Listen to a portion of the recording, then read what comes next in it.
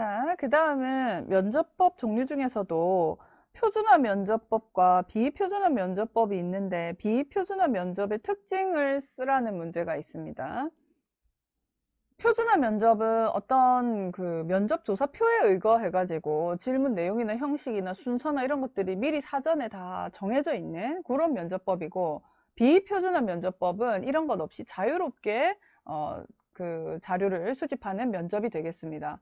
그러니까 질문 자체가 고정적이지 않으니까 융통성 있게 이렇게도 저렇게도 물어볼 수 있고 자료를 수집할 수 있습니다. 그러니까 미개발, 미개척 분야의 어떤 정보를, 아이디어를 얻어낼 수 있는 장점도 있고요. 그리고 또 심층적인 질문도 가능하겠죠. 그렇죠? 그래서 내용을 좀 이렇게 상황에 맞춰가지고 변경도 해볼 수 있고, 순서도 그렇고, 뭔가 더 자유로운 분위기에서 많은 의견을 얻어낼 수 있지만, 어때요? 부호화하고, 하기에는 좀 어려운 단점은 있습니다. 비구조화된 조사 도구, 의 의미와 이를 사용하여 자료를 수집하는 면접 방법. 자, 비구조화된 조사 도구다. 이런 것은 이제 순서나 이런 것들이 없는, 그쵸? 설문의 순서나 아니면은 내용이나 그 다음에 뭐 형식이나 이런 것들이 사전에 정해져 있지 않는 조사 도구를 뜻하고, 자, 여기에서 우리가 뭐 표적 집단 면접, FGI라든지 아니면 심층 면접, 인덱스 인터뷰를 통해서 자료를 수집해 볼 수가 있겠습니다. 자, 심층 면접은요, 어떤 때 주로 사용을 하느냐면, 면접자가 일정한 주제나 범위에 대해서 논제를 개방적으로 이렇게 대화하는 형식을 통해 가지고 자료를 심층적으로 연구하는 그런 방법입니다.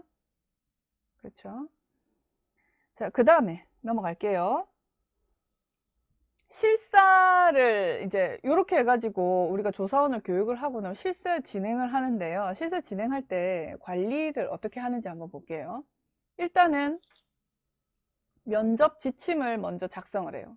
그래서 실사를 하기 전에 조사원들을 뽑을 때 있잖아요. 조사원 교육을 먼저 시키고, 그 다음에 돌발 상황에 대해서도 사전에 이런 그 역할극을 하게 해가지고 사전에 이 돌발 상황을 대비할 수 있도록 하고요.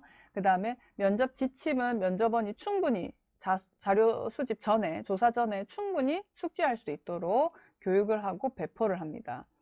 그죠? 그리고 또 조사원에 따른 편향이 존재하지 않도록, 그러니까 A라는 조사원이 나가서 물었을 때랑 B라는 조사원이 나가서 물었을 때랑 응답의 차이가 나면 안 되겠죠. 그래서 이런 그 차이가 없도록 사전에 표준화된 교육을 시킵니다. 그리고 돌발 상황에는 즉각적으로 대응 체계를 갖추기 위해서 실사 진행할 때 뭐 비상 연락망이나 이런 것들을 구축해 놓고요. 사전 교육도 철저히 합니다. 자, 조사원을 교육하고 관리할 때 유의해야 될 사항, 이렇게 볼게요. 조사원은 사전에 먼저 그 면접 지침이나 조사 방침, 그 다음에 실사 감독관하고의 그 교육을 미리 먼저 받아요. 그리고 난 뒤에 매뉴얼이나 면접 지침을 별도로 자기가 가지고 있으면서 그걸 숙지하고 배포가 돼야 되고, 그리고 조사 목적이나 설문 내용 이런 것들은 사전에 충분히 전달하고 이해를 할 수 있어야 됩니다.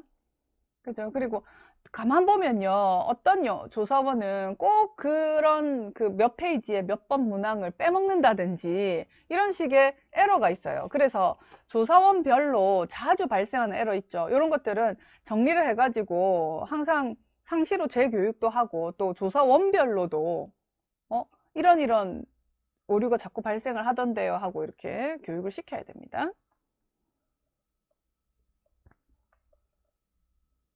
자, 우리가 사회적으로 바람직해 보이는 편향. 뭐 어떤 게 있을까요? 자, 배우자를 고를 때 어떤 점을 가장 먼저 생각하십니까? 그러면, 난 배우자를 고를 때요, 성격을 제일 많이 봅니다. 이렇게 이야기를 합니다. 그죠? 사실은 뭔가 다른 것들을 보는데도 불구하고 사회적으로 바람직해 보이는 그런 응답 범주에 더 답을 많이 하게 돼 있다는 거예요. 예를 들면, 화장실 다녀오면 손 씻습니까? 이렇게 물어보면, 바로 씻는다. 이렇게 대답하는 사람들이 실제 비율보다 많다는 거예요.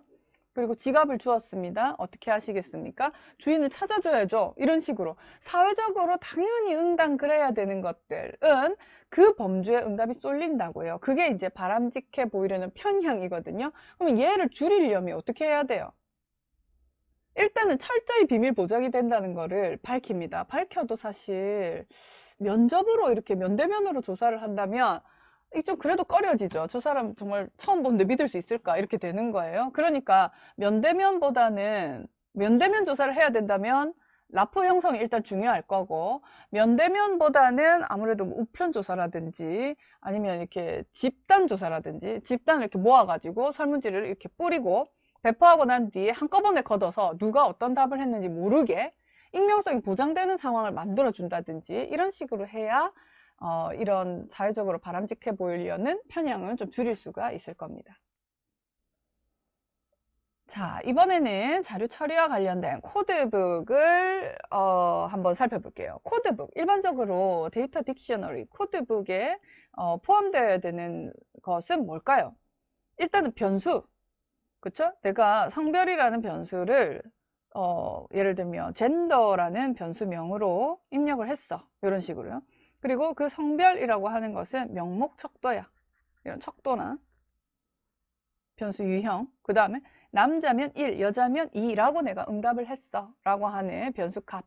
그리고 변수 값에 대한 설명, 변수에 대한 설명. 그쵸? 그리고 뭐 이게 이제 우리 파일에서 어디에 위치하는지 이런 것들을 작성을 해볼 수가 있습니다. 자, 우선은 설문의 응답 내용을 먼저 사전 검토하겠죠. 그쵸? 설문지를 딱 봤잖아요. 그럼 실사 감독원이 거기서 에디팅을 하죠. 그리고 난 뒤에 자료를 편집해요. 그죠? 가지고 와가지고 2차적으로 자료를 또다시 검증을 합니다. 그렇게 하고 자료를 편집하고 그 다음에 부호를 어떻게 코드 부호를 어떻게 설정할 것인가 정해서 코드북 작성하고 그에 맞춰 가지고 코딩을 실시합니다. 이런 이제 과정을 거쳐서 자료 처리를 하게 돼 있고요. 수집된 자료를 편집하는 과정에서 우리가 주의해야 될 점 뭐가 있을까요? 편집을 할 때 어떤 자료는 결칙이면 9라고 입력을 하고 어떤 자료는 결칙일 때 그냥 내버려 두고 뭐 이런 식으로 내가 그 일관성을 유지하면서 편집을 수행해야 되는데 전혀 그렇지 못한 경우 이것은 이제 별로 좋은 방법이 아닙니다. 그 다음에 개방형 질문 같은 경우 있잖아요. 우리가 폐쇄형은 여러 응답 범주가 있으면 그 중에 하나를 선택하게 하는 거다 했지만 개방형 질문은 어떤 응답이 나왔는지 전혀 예상을 못해요. 그러면 이것들을 나중에 다양한 응답을 어떻게 분류해서 코딩할 것인가를 사전에 미리 처리를 해놔요. 그리고 난 뒤에 분석을 하셔야 되고 그 다음 완결되지 않았어요. 예를 들면 실사 조사원이 가지고 왔는데 조사가 지금 완성된 응답이 아니에요. 뭔가 한 장을 빼먹었다든지 그쵸? 뭔가 여기 중요한 부분인데 이 응답이 이제 빠져 있다든지 이러면 어떻게 합니까? 그 사람에게 다시 컨택해요. 만약에 그 응답자의 전화번호나 아니면 이메일이나 이런 것들이 있으면 다시 컨택할 수 있잖아요. 그럼 다시 전화를 해가지고 접촉해서 완결을 하거나 그렇지 않으면 미싱 처리를 해야 되겠죠. 그쵸? 자, 그 다음에 결측 값은 그러면 어떻게 처리하면 됩니까? 결측은요, 어떠한 이유에서든 사실 나오면 별로 좋지 않죠. 그런데 표본의 수가 많고 상대적으로 아주 적은 수만 결측이 있다. 이거는 너무나 현실적으로 당연한 거거든요. 그래서 이런 경우에는 변수들 간의 연관도 높지 않고 이럴 경우에는 표본의 수가 아주 많다면 아주 뭐 결측이 한번 3, 4개다. 이러면 그거는 그냥 행 자체를 이렇게 케이스 자체를 삭제해 버려도 상관없어요. 근데 만약에 그렇지 않다. 그러면 어떻게 하느냐? 평균값으로 대체를 한다든지 아니면 회계식을 가지고 대체를 해버린다든지 어쨌든 다양한 방법으로 결측값을 채워 넣을 수 있습니다. 그 채워 넣는 방법들에 대해서 제가 여기다가 좀 써놨고요. 자, 이렇게 채워 넣을 수가 있습니다. 자, 그리고 지금 보시는 것이 최종 원시 자료입니다. 나중에 우리가 분석을 할 텐데 SPSS 그 데이터 보기 창이고요. 이렇게 우리가 사용된 수집한 자료를 여기에다 입력해서 변수명과 그리고 관측값의 설명값 등을 다 이렇게 코드북에 적혀 있는 내용을 여기다가 다 반영한 이 자료를 우리는 원시 자료라고 합니다. 일반적으로 SPSS나 엑셀이나 세스 형태로 제공이 됩니다. 자, 그 다음에 FGI 그러니까 포커스 그룹 인터뷰입니다. 포커스 그룹 인터뷰는 표적 집단 면접이라고 하는데요. 조사자가 소수의 응답자 집단에게 특정 주제에 대해서 토론을 하게 하고 필요한 정보를 알아내는 수집 방법입니다. 그러니까 FGI는 그 모더레이터, 그 진행자의 역량이 상당히 중요해요. 그 사람이 어떻게 이끌어 나갈 것인가에 따라서 좀 달라집니다. 그래서 응답자는 대부분 응답을 강요당하지 않고요. 자기의 의견을 이렇게 표명할 수 있는 기회가 되기 때문에, 그리고 바로 그 자리에서 또 결과가 나와버리는, 그래서 조사와 동시에 아주 그 높은 내용 타당도가 높은 결과를 얻어낼 수 있는 아주 좋은 장점을 가지고 있습니다. 자, 그러면 기출 문제 한번 볼까요? 집단 인터뷰를 집단 표본 조사를 하는 것과 비교했을 때 의미와 유용성을 한번 써보자 이랬어요. 집단 인터뷰를 하면 표본 조사할 때보다 자기의 의견을 좀 더 집단 표본 조사, 집단 모아놓고 그 사람들한테 자기 기입식으로 설문지 돌리는 게 아니고 집단을 모아가지고 인터뷰를 하면 어떤 의미가 있습니까? 그죠? 자유롭게 토론하게 하니까 뭔가 더 심도 있는 정보 획득이 가능하죠. 그죠? 그리고 빨리 결론을 보여줍니다. 그래서 아주 유용하게 사용이 됩니다. 자, 그 다음에 포커스 그룹 인터뷰란, 그죠? 전문적인 지식을 가진 사람들을 대상으로 면접 진행자가 그 소수의 응답자 집단에게 뭔가 특정 주제를 던져주고 그 특정 주제에 대해서 토론하게 해가지고 필요한 정보를 알아내는 그런 집단 면접 방법을 우리는 포커스 그룹 인터뷰라고 한다 했습니다. 장점은 뭐예요? 장점. 내용 타당도가 높고 심도 있게 내용을 알아볼 수 있다. 이런 게 장점이 되고요. 단점은요? 이 다 전문가들이에요. 다 모셔야 되는 사람이라고요. 한 자리 모실 수 있습니까?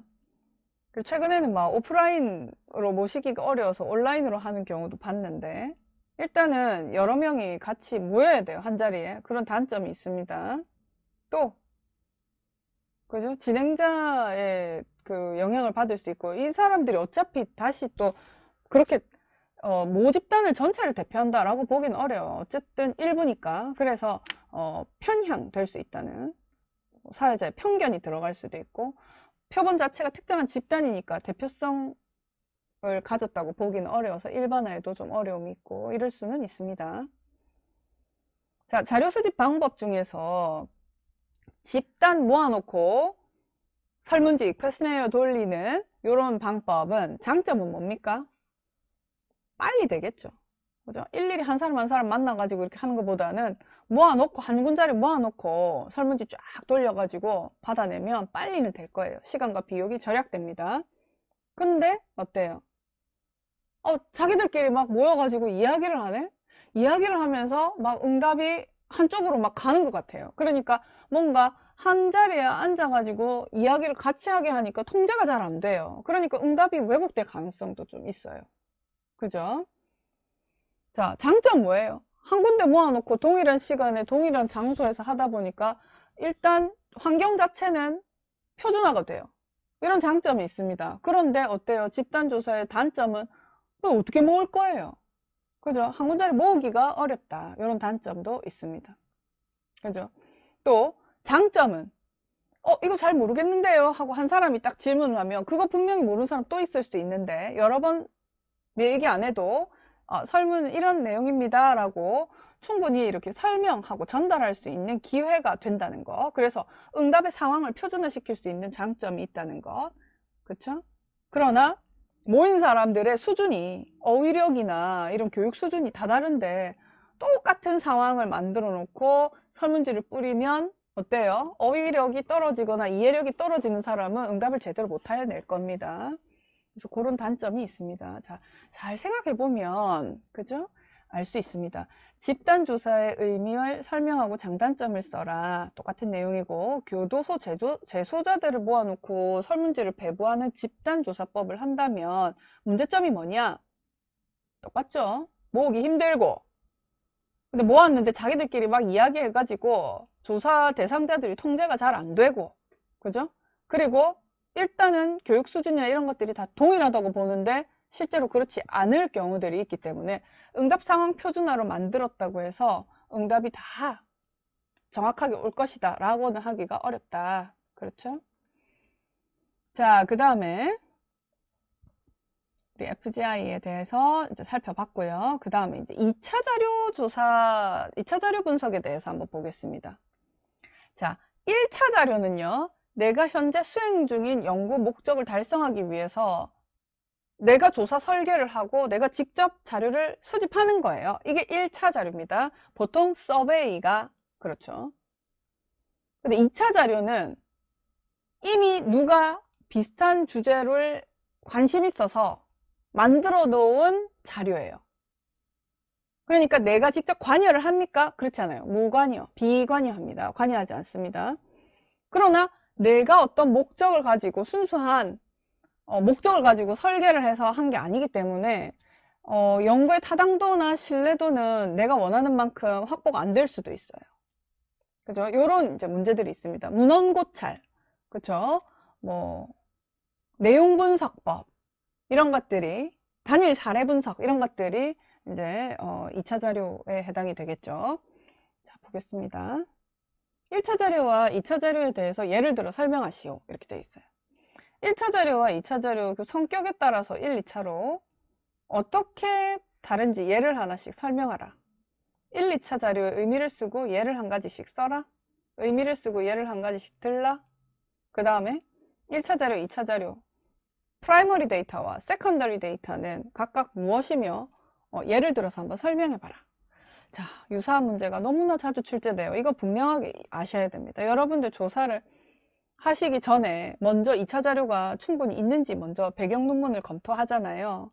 그래서 충분한 자료가 있으면 내가 굳이 또 연구할 필요가 없을 테니까. 그렇죠? 그래서 1, 2차 자료를 잘 혼합해서 보셔야 돼요. 자, 1차 자료란 내가 현재 수행 중인 연구 목적을 달성하기 위해서 내가 직접 조사 설계를 하고 직접 수집한 자료로 질문지법, 면접법, 관찰법 등에 의해서 직접 수집한 자료다. 이게 1차 자료예요. 돈과 시간이 많이 듭니다. 그러나 내가 원하는 걸 정확히 볼 수 있어요. 자, 2차 자료는 뭔가 다른 목적을 위해서 이미 수집된 자료예요. 그런데 내가 수행하고 있는 연구의 문제를 해결하기 위해서 이게 좀 도움이 돼요. 그러면 1차 자료나 1차 자료에 비해서 시간과 비용이 좀 절약되면서 참고는 할 수 있으나 어때요? 내가 원하는 개념을 마음대로 측정한 건 아니기 때문에 타당도 신뢰도는 좀 문제가 될 수가 있습니다. 자, 1, 2차 자료. 1차 자료와 비교해서 2차 자료의 장단점은 돈이 덜 들고요. 그러나 신뢰도 타당도는 떨어질 수 있고요. 뭐 이런 것들이 되겠습니다. 자, 이번에는 2차 자료 중에서도 내용 분석에 대한 내용입니다. 내용 분석이란 연구 주제와 관련된 기록물을 수집해서 분석함으로써 객관적이고 체계적이고 또 양적으로 계량적인 방법으로 분석을 해내는 방법입니다. 자, 내용 분석을 하면 당연히 이게 2차 자료이기 때문에 시간과 비용이 덜 듭니다. 그죠? 그래서 그 시간과 비용이 덜 들고 또 이런 기록물들을 이렇게 보다 보니까 이 조사 대상이 반응성을 갖지 않습니다. 그래서 내가 뭐 100페이지까지 봤는데 뭐 하나 놓쳤네? 그럼 다시 처음부터 보면 되지. 이걸 가지고 뭐 다시 조사를 하거나 이런 거에 있어서 전혀 부담이 없어요. 비관여적인 연구 방법이기 때문에 언제든지 그 다시 할 수 있고 실패할 위험, 부담이 적다는 게 여기 장점이 됩니다. 자, 그 다음에 장시간에 걸쳐서 할 수 있기 때문에 이런 역사적 연구에도 적용이 가능합니다. 이런 장점들이 있어요. 자, 자, 이렇게 해서 우리가 제 1장 필답형 기출문제 풀이를 해봤습니다. 네, 2장에서는 2022년도에 필답형 기출문제를 1회부터 3회까지 제 3회 분량의 기출문제가 지금 수록이 되어 있습니다. 풀이와 함께 되어 있고요. 앞서 우리가 그 10년치 기출문제 풀이하면서 많은 부분 중복됩니다. 그래서 이 부분은 여러분들이 시험 대비하실 겸 직접 한번 풀어보시고요. 우리 이제 그 다음으로 설문지 작성으로 넘어가겠습니다. 우리 교재는 190페이지예요. 바로 가겠습니다.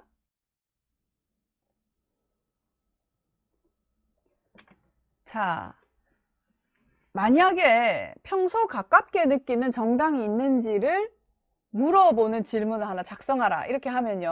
어떻게 해야 됩니까? 양자택일형 문제를 만들어야 되겠죠. 그죠?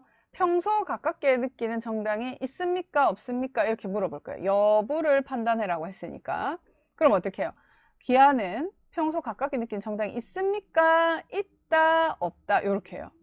그렇게 해서 평소 가깝게 느낀 정당이 어디인지 질문 1-2로 개방형으로 작성하라. 이렇게 되어 있어요. 자, 그러면 갑니다. 여기 있다라고 했으면 1-2로 이동합니다. 1-2는 뭔데요? 평소 가깝게 느끼는 정당명을 기재해 주시기 바랍니다. 이렇게 해요. 개방형으로 딱 쓰게 돼 있습니다.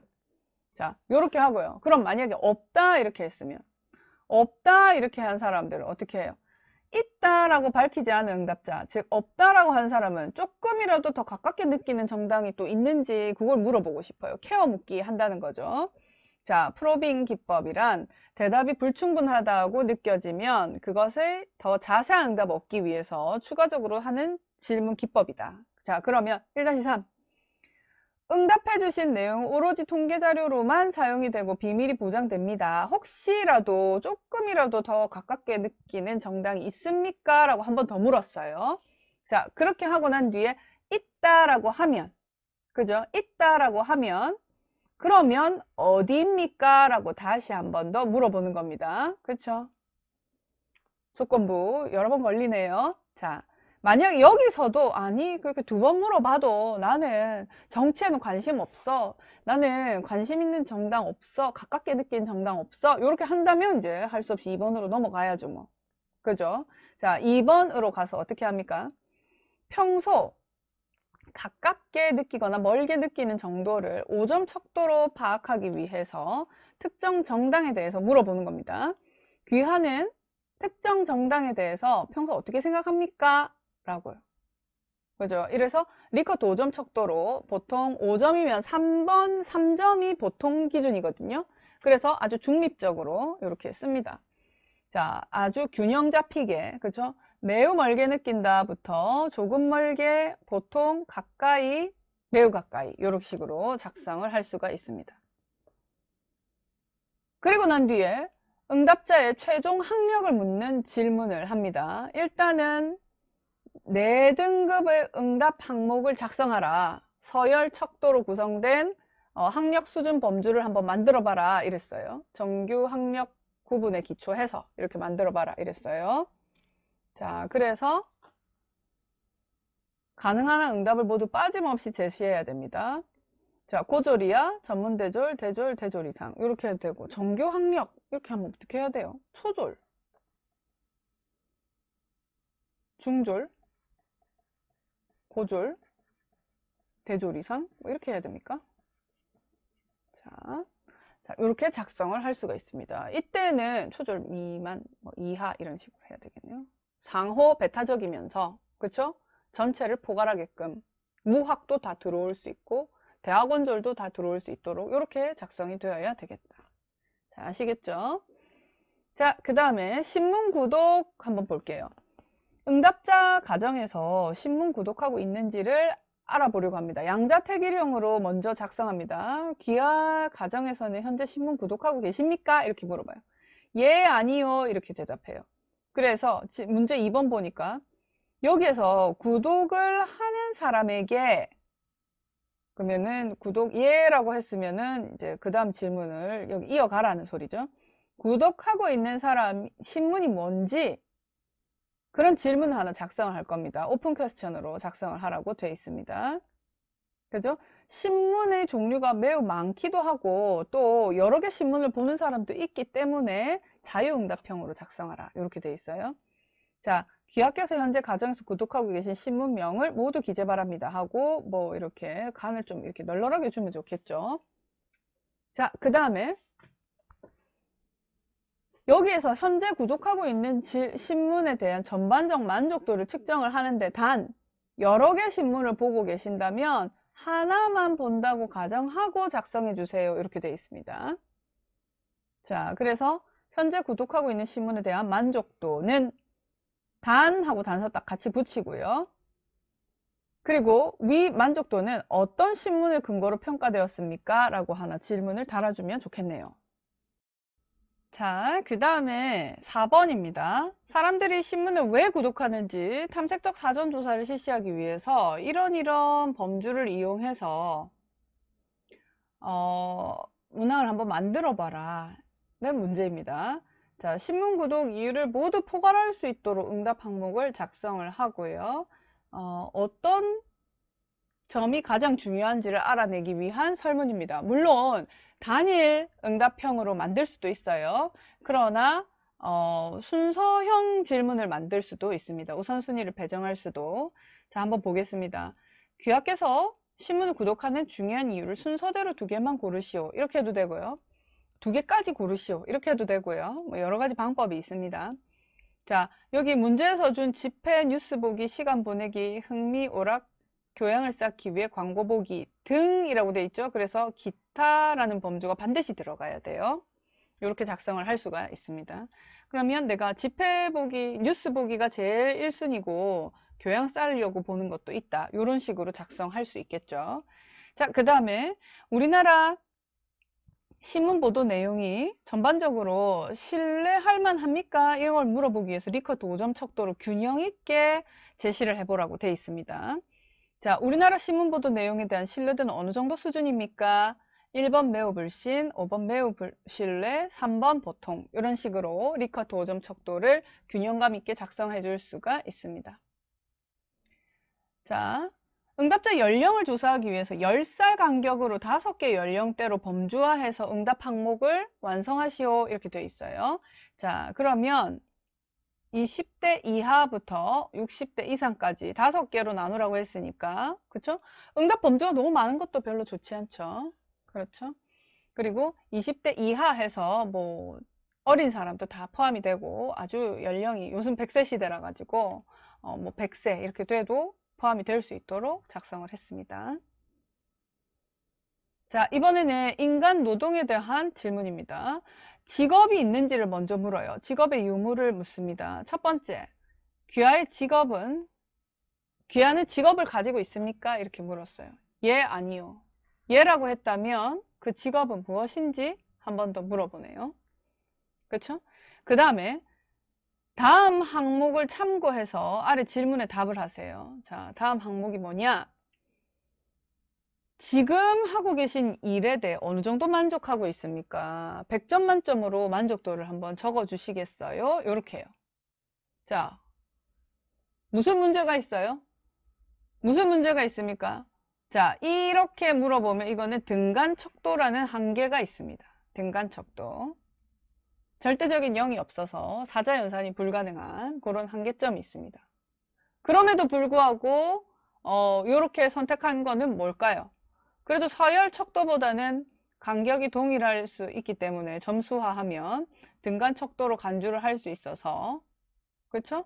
그래서 이렇게 선택을 했습니다. 만약 내가 여기에서 이 문제점을 좀 더 보완하기 위해서 어떻게 설문을 추가하면 좋을까요?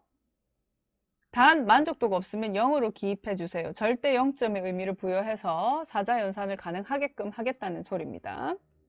자, 그 다음에 만약 도구 합리성의 만족 척도를 구성하는 3개 문항을 가지고 5점 척도를 한번 작성해 보세요. 이렇게 합니다. 도구 합리성 만족 척도.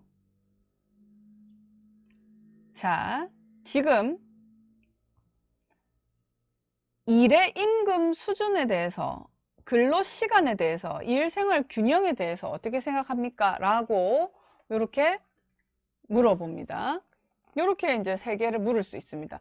저는 이렇게도 쓸 수 있고, 이렇게 만약 응답 범주가 동일하잖아요. 그리고 다 만족도를 묻는 거잖아요. 그러면 저는 행렬식 질문으로도 작성을 한번 해볼 수 있겠습니다.